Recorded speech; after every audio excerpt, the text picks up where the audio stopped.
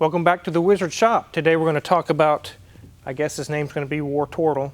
The comments in the previous video have been overwhelmingly War Turtle, so I guess that's his name. We started tearing War Turtle apart. We found some things that I've upgraded or made some decisions on. We're going to give you guys an update right after this.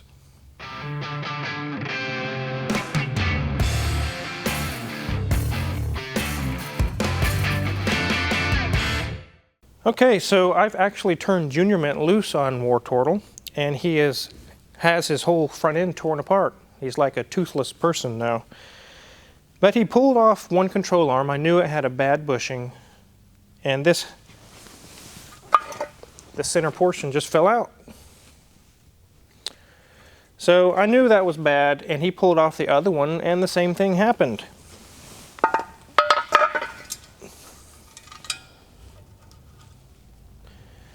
So I've got some upgraded bushings coming, and we're going to replace these and get this back on.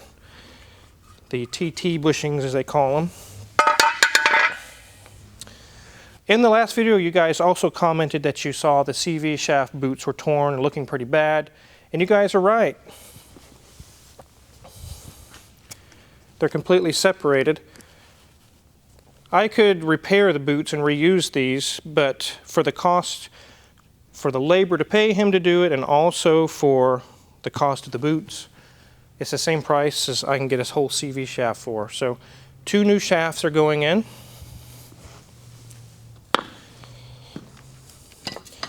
Here is the infamous strut on the driver's front that was blown out, and you can see it's just soaked in oil, completely shot. There we go. We're replacing both of those with 2 brand new ones, spring and all. It's cheaper that way. In the last video we did on War Turtle, I showed you guys the steering wheel, how it was caked up with, I don't know what it is. It's really bad. I tried to clean some of it off, and it does come off, but it's just so disgusting. It's all ingrained in the fibers and the stitching on the leather, and I just don't want to put my hands on that. So I got a good used Turbo S steering wheel off of Fleabay. We'll be taking that grungy, nasty one off and putting a nice, clean new one on. Well, it's not new, but it's new compared to what's on there. One of the things we're going to have Junior Mint do after we're done with the front end and everything that we're doing is I'm going to have him also pull the headliner down, and we'll have that shipped off and get that repaired and put back in. I figured while we got it on this lift, we might as well just get these things done, get it so I can drive it and start enjoying it. So as you can see, we got the whole front end torn apart on both sides. We're going to rebuild it all. In the previous video, I mentioned that when you're coasting, you can hear gear lash, kind of an issue going on in the transmission. And that's just the main shaft. It needs a shim right here. You remove this plastic plug right here. And I've got this from ECS Tuning. It's a shim. It's a little ring of steel and a new cap that goes there. This will take care of that noise. It'll properly shim up the main shaft so that the weird gear lash noise goes away. So I figured while we have all this out of the way and apart, this is a perfect time to tackle that. While Junior Mint had all the shields and things off, I told him to go ahead and remove the mesh that goes here. All 3 of these. And as you can see, I do have the fog light that's supposed to go there. It had just fallen down inside of the bumper. I had him take those off because they were looking almost like a gray color, and they're supposed to be black. And as you can see here, I repainted them. Nice black with truck bed coating, actually. Very tough black coating that's not going to chip or scratch or peel off. Nice and black again. It's going to look really good against the silver. There's a little temperature sensor. If you do this job, be cognizant of the little outside temperature sensor that's on the driver's side smaller screen. You could easily snap that or break it. You can see on the back side the color that it was. It was a dingy gray. It just wasn't looking like it should. Now it'll be nice black. As we make our way to the engine bay here, Junior Mint has already taken the valve cover off and resealed it with a new gasket, and we've taken care of a vacuum pump seal and a cam cam actuator seal. It wasn't leaking, but it's might as well do it while we're there. That's pretty much all that needs to be done on the top end up here. It's got a brand new battery. Everything else is in good shape. The next thing we're going to move to is it's time for a timing belt. 113,000 miles. I don't know that it's ever been done, so I went ahead and had Junior Mint start in on that. As you can see, we already have the timing belt itself off. The motor mount just kind of stays in place. It's such a pain to get out. We can work around it. It's not a big deal. It is disconnected. We just move it out of the way. But we've got a new water pump in with a metal impeller. We're going to be putting a new tensioner pulley, new belt. Have all that taken care of so I can enjoy this car without having that in the back of my mind. What if the timing belt breaks? How old is this timing belt? That'll be behind me. That'll be gone. I know that it's good to go. The engine runs perfect. This car is in good shape. I don't want to risk just destroying the engine because I want to be cheap and not do the timing belt. So let's take a look through the wheel well on this side where Junior Mint's been working. You can see that Junior Mint has the engine supported with a nice wood block, so we can take the motor mount, the front mount off. It has all this stuff out of the way. You can see the main cam gear there for the timing belt. The water pump, as you can see, this orange crusty stuff inside of there. The water pump was actually starting to leak. Good thing we're doing this job. Get that taken care of and don't have to worry about that. It does have the stock brakes on it, and in the future I will upgrade into some R32 brakes, but right now I'm not going to mess with that. I'm going to focus my efforts and my time on just making it reliable, getting it road ready. I have many more other plans I'm going to share with you guys here in a minute, but we're getting all the mechanicals taken care of so it's ready to hit the road and I can start enjoying it. So some of the plans I have with this Turbo S Beetle is, number one is the eBay 3-inch downpipe from the Turbo, and then into a Flowmaster 40 series. I actually have a Flowmaster just laying around in the shop, so I'm going to go ahead and use it. I've watched a few videos on YouTube of people that have used a Flowmaster, and it's not loud, but it sounds really good on these cars. I'm also going to do a Unitronic Stage 2 tune on the ECM. I'm going to put a forged splitter diverter valve for the Turbo. And there's a few other small things I'm going to do, and it's going to really up the power, make it fun. I'm also going to put a Diesel Geeks short shift kit into it, so the shifter's not like this, and it's nice clicks into gear, like a sporty car should. Some people have mentioned, some of my friends already, I should lower the car. I'm not going to do that. I live on a dirt road, a mile of dirt. I don't need a dented up oil pan or holes in the block. This much room to this much room can make a huge difference on a dirt road. I'm not going to be lowering it. I'm also not going to change the wheels out. Those are BBS designed OEM VW wheels. I really like those wheels. There will be no other wheel you could put on this vehicle that would make me change my mind. I really like the way that these are.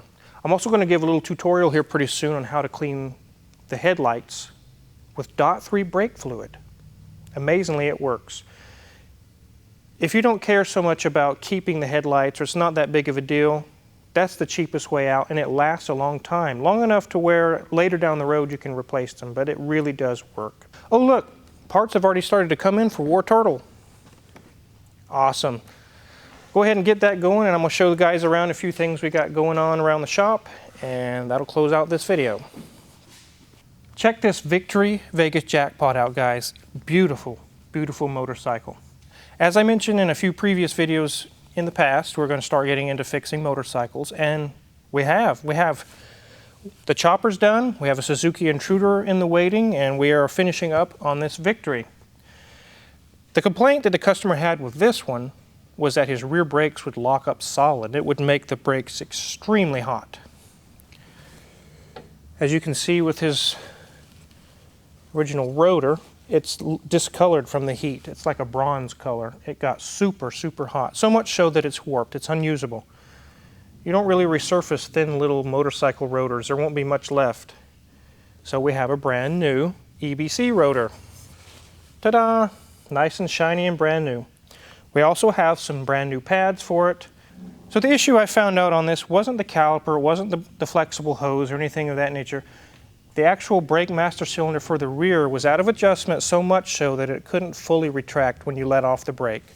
It would not let fluid return back into the master cylinder, therefore it would lock up the brake. We got that adjusted properly. There should be a little bit of free play before the brake pedal actually touches the master cylinder. Let me demonstrate. As you can see, you can hear, that's perfect. Just a tiny bit of wiggle room to allow the master cylinder to fully retract. When I had diagnosed this and found out the issue here, there was zero play. In fact, it was constantly pushing on the master cylinder, never allowing it to fully return. There's just an adjustment here that you adjust with threads, and I got it perfect. And as soon as we did that, the brakes would not lock up anymore, fully released every single time. Hey, Car Wizard, is that gap going to affect the braking power? Is it going to affect, how quickly you can stop? No, the factory specification actually calls for a certain amount of play to be here. If there's not, it's possible, just like we saw, that it won't allow the master cylinder to fully retract. That has to be there. It's designed to be there. Unfortunately, we can't reuse his pads or rear rotor because they're severely, severely overheated. Those kinds of issues can cause an accident, especially on a motorcycle, will be more so dangerous than a car, obviously. And the customer was wise and said, I'm not going to flip myself on the motorcycle. I want this fixed. He brought it to us. We're doing the annual service on it, take care of his brakes, and he will soon be back on the road, 2 wheels up. Hey, Car Wizard, why is the Suzuki here? That's actually Euro-Asian Bob's. It's been sitting for a while. It was one of his favorite bikes. He'd like to get it back on the road. Let's take a look at it. So this is Euro-Asian Bob's. It's a 1986 Suzuki Intruder VS 1400. It's been customized, heavily customized. It's got different triple tree on it. It's got all kinds of upgraded accessories on it, but it just hasn't ran in a long time. And he's looked at this thing and he goes, this is such a cool bike. I want to get this thing back on the road. So he just recently brought this to me. He said, let's get it going and let's get it fixed so I can cruise on this thing here this summer. Currently, the throttle is locked up. The brakes don't really do anything. They're squishy. It's going to need a lot of work, but that's why it's here, and we're happy to take care of it for him. So I look forward to taking this thing on a cruise. I remember seeing these around when I was a kid, when they were new, and they're still a really cool bike. They're just not a Harley. And while we're doing a quick little shop update, I thought it would include the 2011 Lotus Evora that we have in the shop. We've done all the services on it, and we took care of his airbag issue. And while it was here, he decided he'd like to have a few more things taken care of on it. One of them was he noticed that with the shifter, when he would move the gate back and forth, it almost wouldn't even return to center. And it's a common issue on these with corrosion that it actually becomes very stiff to move in and out on the shifter cables. These are the old ones. They actually can break. They're known to break. We've got some upgraded aftermarket cables from Kinetics. He's actually got them most of the way installed and set up and calibrated. Let's take a look at what's going on. As you can see, I've got Michael on this job. He's actually doing very well. He's going back together with everything. These cables are a very, very good upgrade. Why don't you move the gate on that, Michael, and show him how it returns to center nice and easy now, every time. Perfect. Go ahead and roll it through the gears a couple times. Excellent, excellent. Much, much better. I think the customer is going to be very, very pleased with that. Very, very good. Car Wizard, I see you're training Michael very well. He's holding his lightness between his teeth. Oh, yes. I didn't tell him to do that. That's something he chose to do. So we're at the business end again on this wonderful Toyota 3.5, which again, I really like that about this car. It's not a bad thing. It's a very good thing. So we're just about done with the shifter cables. He's going to be very happy with that. They work perfectly now. And the last thing we have to do on this is the window regulator. As soon as that arrives, we might show a little video on that. But the part's not here yet, and it should be here pretty soon. So I thought you guys might like to follow along, see what's going on with War Turtle, as he's called now, where we're at and where we're going to go with him, and also what we have going on the Victory Vegas motorcycle, and it's going to get taken care of, and the customer's going to be happy with that, and where we're at on the Lotus. If you're curious what kind of tools I use, check out my Amazon affiliate page in the link below. If you haven't subscribed already, go ahead and do that and hit the little bell. You won't be disappointed. Many more cool videos to come. Thanks for watching.